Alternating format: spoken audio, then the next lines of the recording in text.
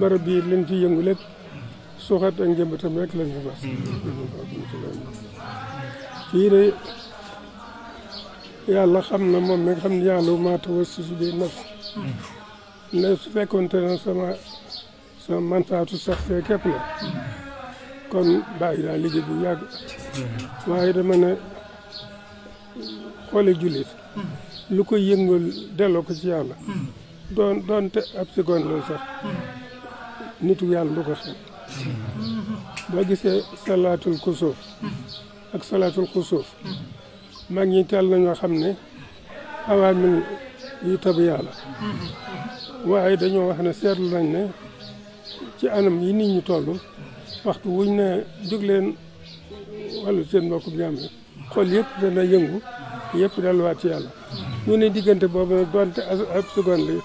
xëy bu ñu ko xol yi dellu ci yàlla waaye dama ne surtout ko nag xel koom gi fi mu toll ci suñu xol yi mun murit